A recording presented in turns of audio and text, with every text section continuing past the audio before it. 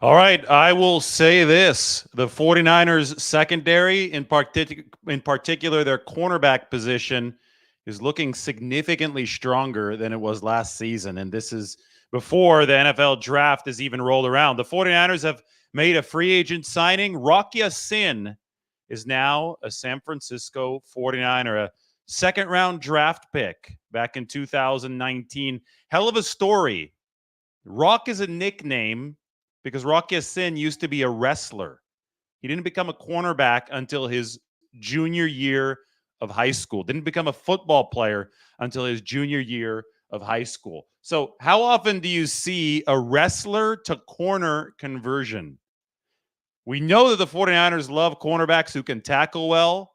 They've just taken this to the extreme by going out and grabbing Rock Sin.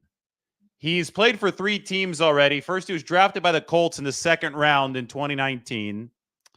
Then he went to the Las Vegas Raiders in 2022. And then he played for $6 million in Baltimore last season, his lowest snap count of his career with the Ravens on their loaded defense last season. No, Rocky Sin is not somebody who's going to be projected to be a starter right out of the gate. This is a depth signing for the 49ers at cornerback. And I'll show you exactly where Rocky Sin is going to fit into the 49ers rotation. As you can see on the bottom of the screen, I am speculating that it might be him versus Ambry Thomas for the final 49ers cornerback spot on the 53-man roster.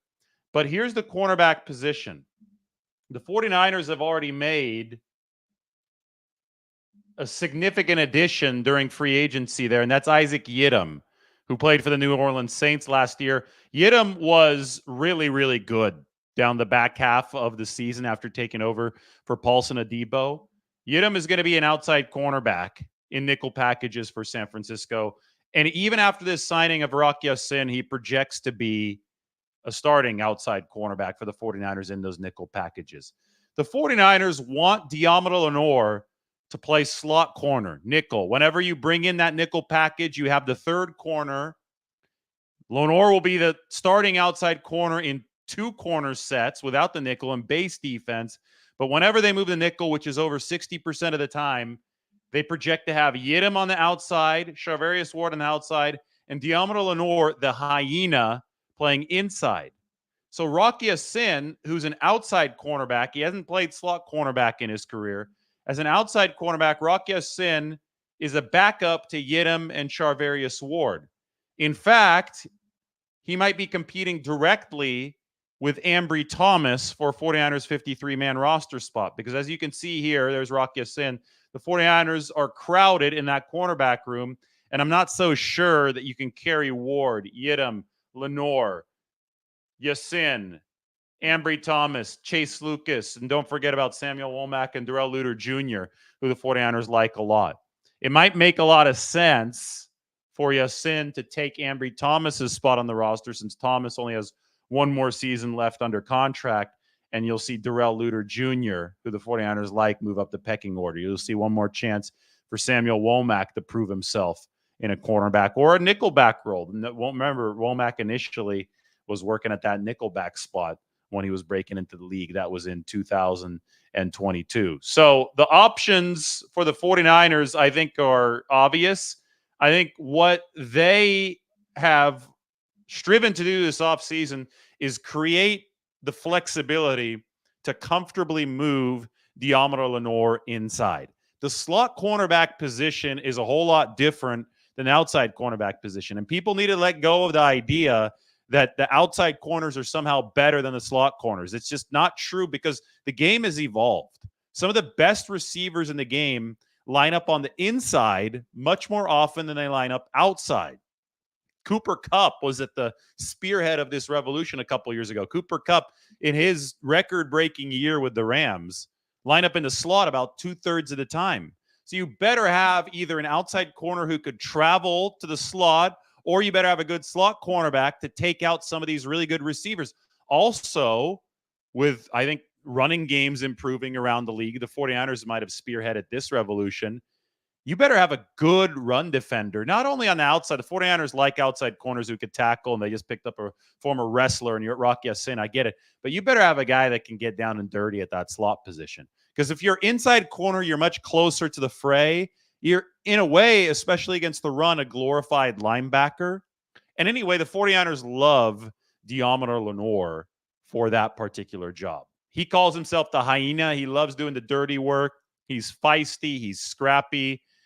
He's got a unique skill set that can work on the inside. So the 49ers want to be able to move Deommodore Lenoir in there. That's a change they made during the course of action last season after it became clear that Isaiah Oliver couldn't give the 49ers the change of direction and the coverage they needed. They started shuffling with the defense. They moved Lenoir inside. But the problem is that when Lenoir moved inside, they didn't trust who they put on the outside in place of him. A lot of the time, it was Ambry Thomas. So what you've seen this offseason is that the 49ers have added Isaac Yiadom.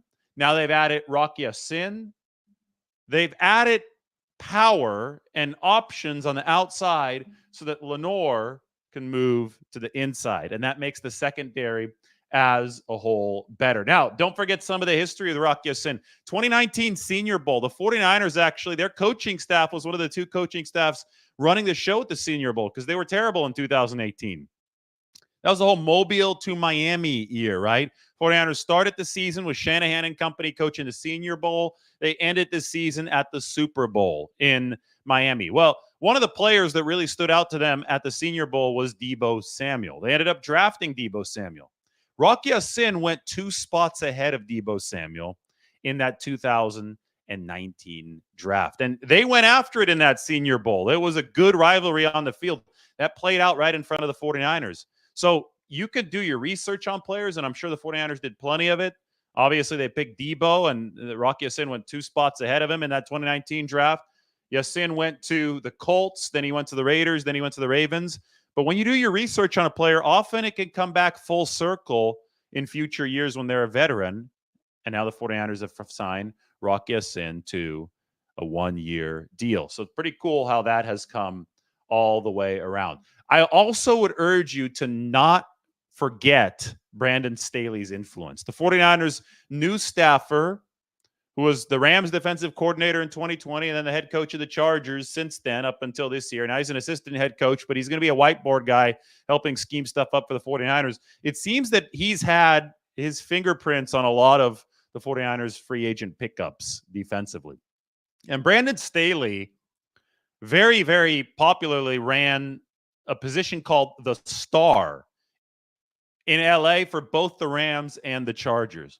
This was a versatile defensive back who could play outside, who could play slot cornerback, who could be a roving safety, could be a glorified linebacker, could do a lot of different things. It was Jalen Ramsey with the Rams, and it was Derwin James, a safety, with the Chargers. Don't be surprised if the 49ers, under Brandon Staley, try to bring more DB versatility with the star position. And I think that Deommodore Lenoir is a great candidate to be the star for the 49ers. So when you look at it through that lens, you can see the motivation to add somebody like Rock Ya-Sin, who would give the 49ers more security on the outside to let Deommodore Lenoir be that rover. He is cut from the cloth, I think, that the 49ers and Brandon Staley really like out of that position. They're trying to become more complex on the back end. They're trying to become more creative on the back end. They're trying to evolve on the back end. And the first way to evolve, besides adding a new coach, is going to bring a lot of schematic ideas. But the primary way to evolve while that's happening is to bolster the personnel. And they've gotten better right now at that cornerback position with today's signing. It's not a signing that they're making to start. It's not something that they're doing to replace Charvarius Ward or Deommodore Lenoir. It's something to pave the way and open the door for those players to deliver in their best positions. So the 49ers now have 75 out of 90 spots filled up. That means that they've got 15 left. They currently have 10 draft picks. The draft starts in a couple weeks, actually exactly 2 weeks from now. if they don't trade, and I came out with a mock draft today where I thought that the 49ers would trade up. Maybe I should show you guys my mock draft up on The Athletic. But if they don't trade, then you've got 10 roster spots open, obviously, for your draft picks, and then they could add 5 undrafted free agents. They could also still add another defensive back. I think Justin Simmons is still out there. We'll see how that progresses. We'll see if we've long talked about the 49ers being interested in adding a veteran safety. They've hosted a couple of veteran safeties, Rayshawn Jenkins and Julian Blackman. Tashawn Gibson is still on their radar, although it's unclear if he's going to play this next season. Safety makes sense as a position to add to, but it is starting to shape up to the point that we can see how the Tetris is going to work numbers-wise. 10 draftees, potentially, unless they execute the trade. 5 undrafted free agents, plus or minus, depending on how many more free agents the 49ers sign to close free agency. It's remember, a roster is an evolving thing. It's a living, breathing thing. Here it is, 49ers NFL mock draft, packaging picks to move up for an impact offensive lineman. That's what I did in my mock draft. I'm not going to sit here and bore you with my mock draft. Everybody thinks that people care deeply about their mock drafts. They are fake. It's not reality. To act like somebody's mock draft is good, bad, whatever. I mean, it's a crapshoot, right? The draft is inherently a crapshoot. It's a fun exercise I'm willing to do once or twice. I did it once. It's up on the screen. You can go check out my mock draft on The Athletic. My main point with this one was to illustrate the numbers game that is a challenging one for the 49ers. They have a very, very loaded roster to the point where I'll put it this way. Take a look at this, the left side of this, and tell me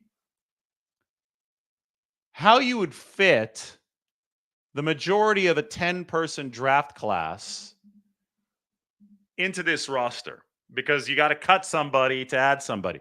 Right now, the left side of this dividing line, I've got 55 players. I'm going to have to make a couple moves. Now, Dre Greenlaw can start the season on PUP, so, okay, that's 54. But I just added Rocky Sin to the mix of the cornerback room.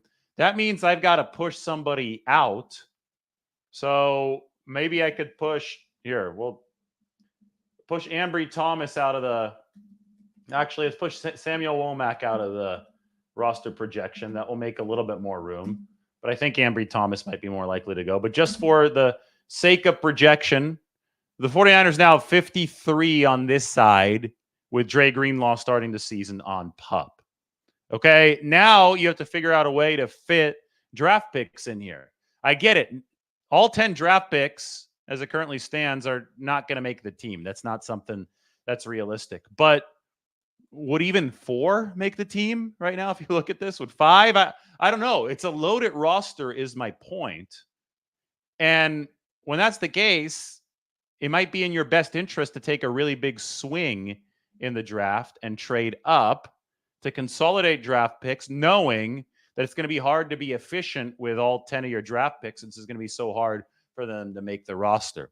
You're going to have to pick coming up at the end of this month with the knowledge and with the realization that it's important to target your picks in a specific manner so that they can actually fit on the team or have a legitimate chance to compete for a spot on the team. Because there are definitely positions here where it's going to be harder than others to make. But I do think that the 49ers can get better across the roster with the draft if they target their picks correctly.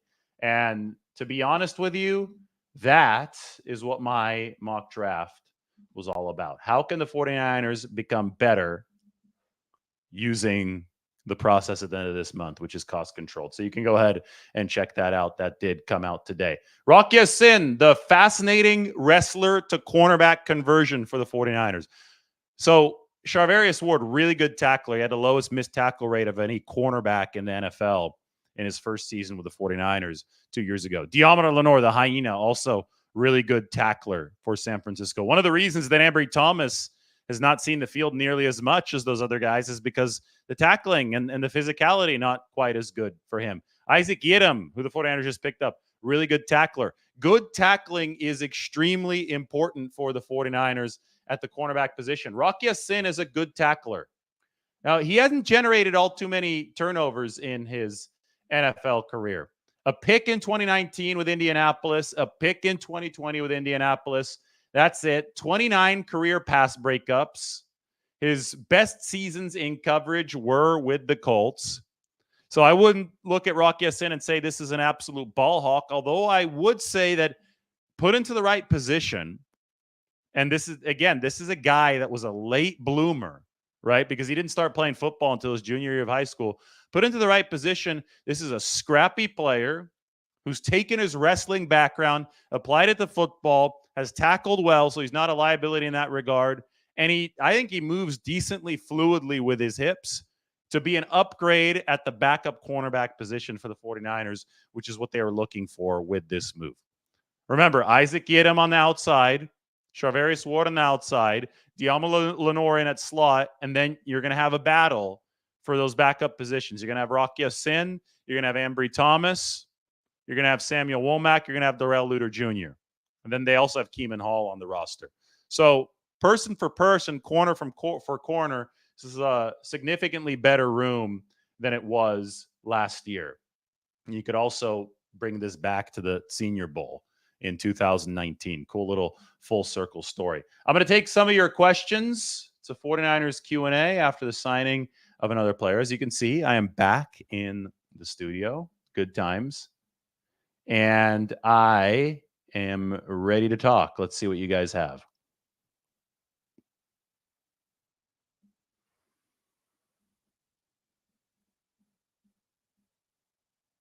We got Jim Everett talking about In-N-Out in Visalia, our local Rams fan. Great. Mooney Boulevard. Mooney Boulevard. We can go to Mooney Boulevard when Charvarius Ward does something, which he did this past season. He was an all-pro at that cornerback position. But the In-N-Out in Visalia is on Mooney. Haha, Clinton Dix or Rock Ya-Sin? Who has the better name? So Rock Ya-Sin, again, this name comes from the fact that he used to be a wrestler. Rock is a nickname for Rock Ya-Sin. His first name, his full first name, is longer than that. It is, and I'll put it up on the screen here. It's not Rock. It is Abdul Rahman. That is Rock Ya-Sin's actual first name. But he was a wrestler, and he thought that he was going to be an Olympian in wrestling. And the high school football coaches convinced him to take the football field, and he became a cornerback his junior year of high school. Because of that late exposure to the game, Rock Ya-Sin started his college career at a very small school, Presbyterian College. He then transferred to Temple to finish his college career, and he became a second-round draft pick. That's a hell of an ascension. That's a hell of a story for this cornerback. And he hasn't been a bad player at the NFL level. He was traded. He signed a $6 million deal with the Baltimore Ravens. Not a small deal last season on a good defense. And he is now a San Francisco 49er on another one-year deal. It'll be interesting to see what they got him for. I'm guessing that they could get this close to that million or 2 million mark because he didn't play as much last year for the Baltimore Ravens.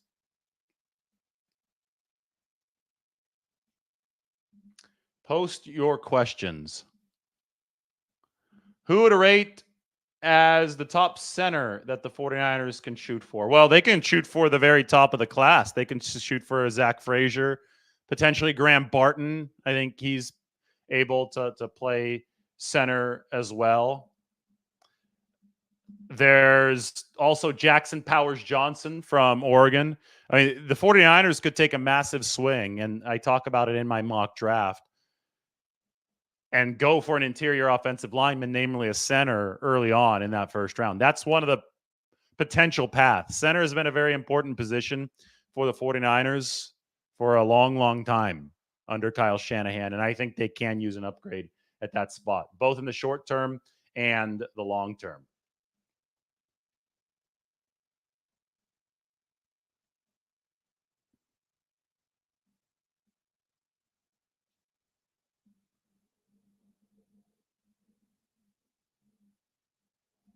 I am ready for more questions.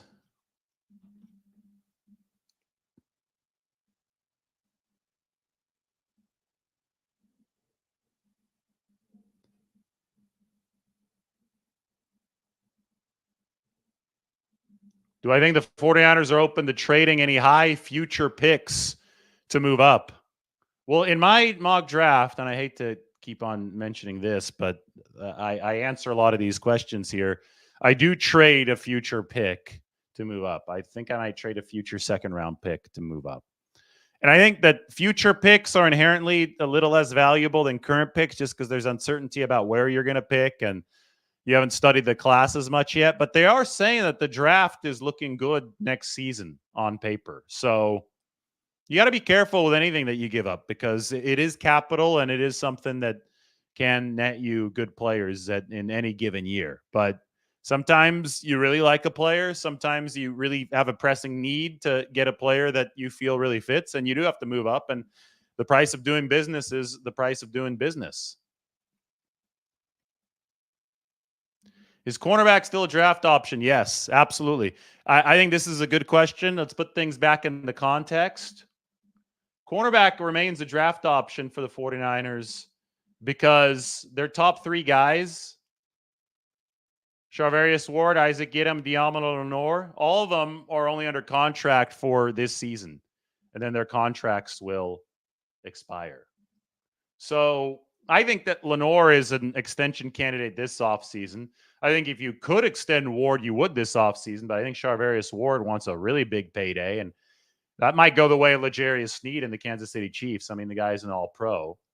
I mean, there's so many different ways that this can go with Deommodore Lenoir moving forward, with Charvarius Ward moving forward, but all of them seem expensive to me. So, and then you have Isaac Yiadom, who could make himself quite a bit of money if he performs again this year, just like he did over the back half of last season. So with all three of these guys entering the final year of their contract, heck yes, cornerback is still a draft option. They could still go premium cornerback.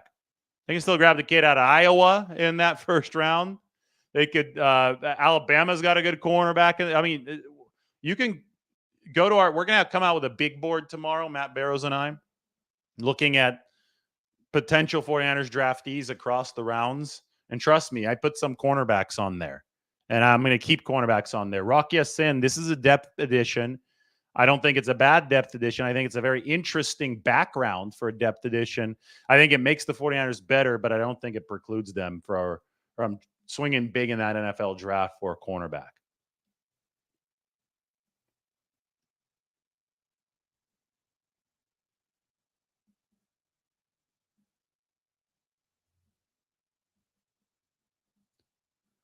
Could Spencer Burford move the right tackle if they draft a replacement for Trent Williams? Well, Burford was a tackle. He was left tackle in college. He struggled so far at right guard for the 49ers. Do you think that he might be a better tackle? If the 49ers believe he might be better at tackle, they could try him there. But, the thing when they drafted Burford, a lot of people were talking about, okay, he's probably going to move the guard at the NFL level because the thought was that he would have more success on the inside. So I don't know. It's a huge offseason for Spencer Burford because obviously last season didn't go the way that I think he wanted it to. John Feliciano ended up taking his spot. Then he got that spot back because Feliciano got hurt in the Super Bowl. But you see the 49ers re-signed Feliciano. It's actually their second strongest starting offensive lineman is John Feliciano. Trent Williams at left tackle, John Feliciano right guard. And then you've got issues at left guard, at center, and right tackle that the 49ers need to address moving forward. I wrote about that a lot this week.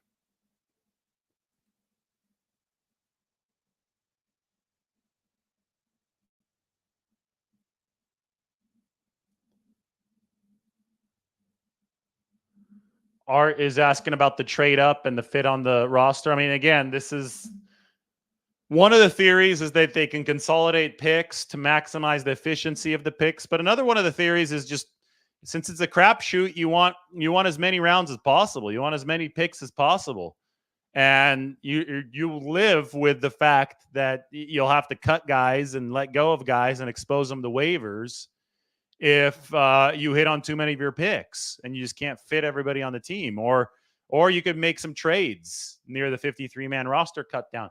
It's not mandatory for the 49ers to consolidate their picks and trade up and take a big swing like I illustrated in my mock draft. That is just one way of approaching it. In fact, I think the 49ers will be at their best if they enter the NFL draft exactly 2 weeks from now with full option power at hand, to where they've constructed a roster that can either absorb 10 draft picks, or it can absorb more if they trade down, or it can live with less if they trade up.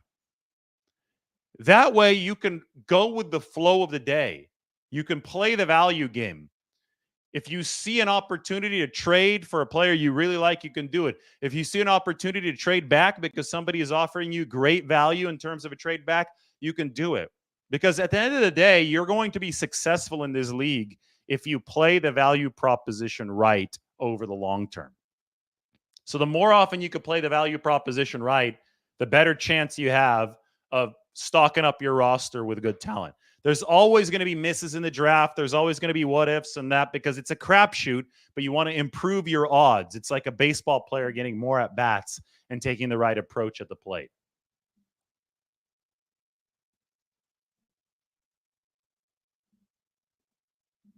Invader 49er thinks that 7 picks is more than enough for a roster this tight. And it might be, but again, and I know that this is the opposite kind of approach as the one that I talked about in my mock draft.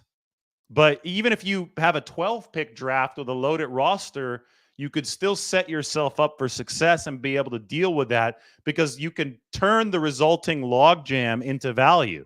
There could be trade opportunities. And also, that doesn't mean that even if you have a 12 pick draft class, doesn't mean that 10 of those players are going to be 53-man worthy players. Because the draft is such a crapshoot, the thinking is that you've got more darts to throw up against the wall, and therefore a higher chance of success.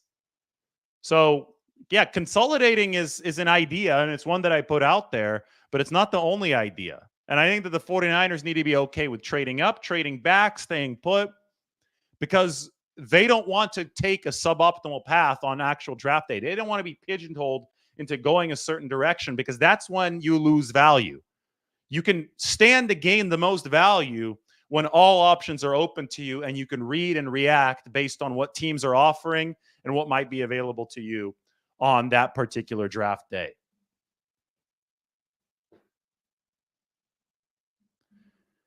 Sean Gibson supposedly has been in contact with John Lynch and the 49ers. And John Lynch said that they've had a good dialogue, but it's unclear if he's going to play this next year. So it's a maybe at this point.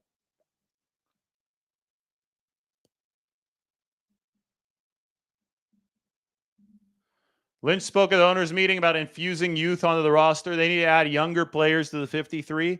So you better go out and find some younger players who are good enough to knock the older ones off of the roster. Infuse it with youth. You do have the practice squad, but remember, guys can get poached off of the team they have to go through waivers to make the practice squad. So you have to be really careful with that. You can't just say, okay, we'll draft this many and these guys can go on the practice squad, because the 49ers have such a talent-rich building that other teams will be watching that waiver wire when the 49ers do make their roster cut downs to try to pounce.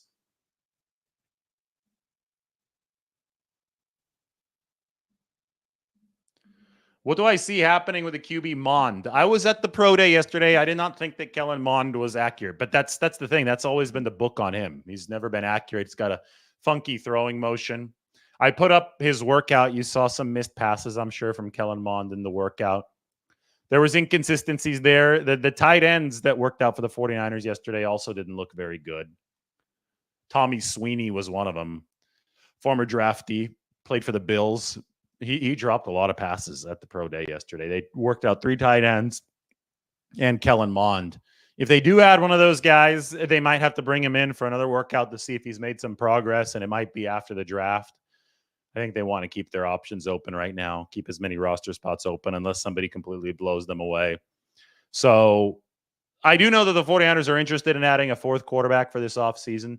I don't think or know if that's something that's a pressing issue right now, since I don't think that Mond blew them away at yesterday's tryout. I'll have more on that tryout. I still have some more footage. I haven't had a chance to go through it yet, but maybe we can finish up the week with a look at some of that stuff. Will the 49ers sign an undrafted free agent QB? But possibly. I mean, I think they are interested in adding another quarterback just for the purposes of the offseason, potentially a practice squad moving forward. That's why they tried out Kellen Mond yesterday, but they're not, married to doing that, especially at this moment, so they can give themselves options entering the NFL draft.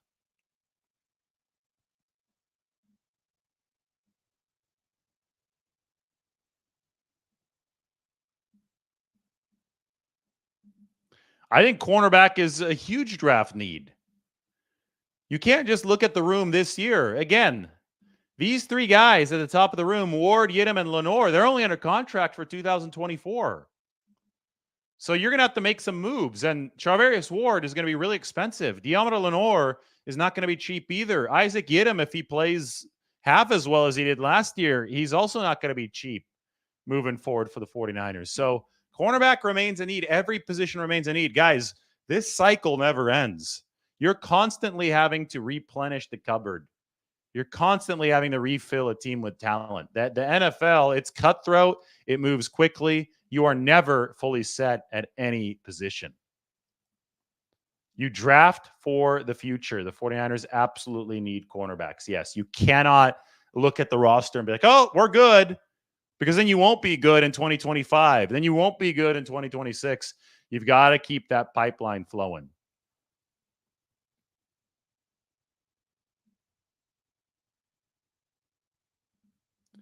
What types of things do you miss by only watching my YouTube and not reading the articles on The Athletic? Thank you. I try to make my videos and my articles complements to each other, because there's stuff that you can illustrate, especially like the data-oriented stuff, much more effectively in writing than you can on video. And then, I mean, we can have fun and we can do some of the food recommendations on video that we can't really do through writing. So the two are supposed to work hand in hand. If you subscribe here on YouTube, you're going to be better off and you're going to know more about the 49ers if you subscribe on The Athletic. You could actually see my mock draft picks. I'm not going to go through the mock draft picks in this video, but you can actually see them if you go to the article. In fact, I'm going to have Mike put this into the description so you can check it out. I'm going to send this to Mike. Maybe you could put the link in the description. You can go see the mock draft. But I recommend that you follow me in both spots. It's apples and oranges. Some of it's written work. This is video work. And then obviously I try to combine it so I can give you the full experience.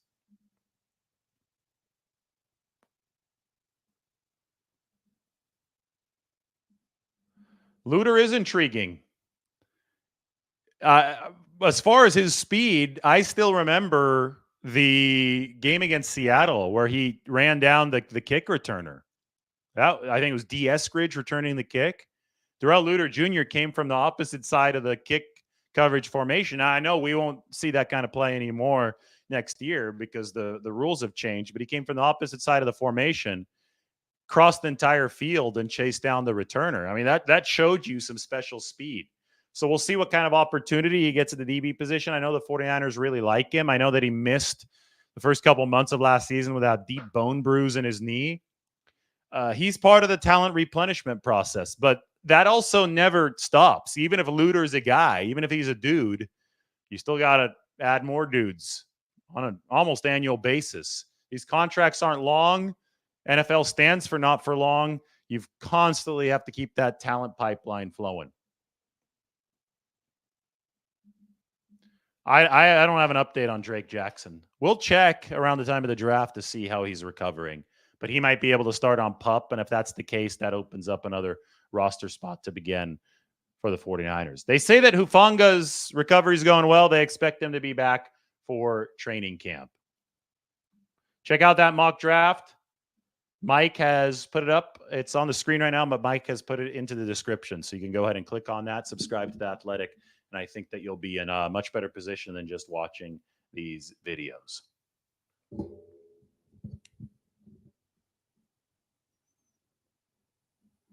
Art says roster will have to change once Purdy gets paid. We get attached to players that we forget the NFL is a business. Coaches won't last if they get attached to players. It's not personal, it's business. Exactly.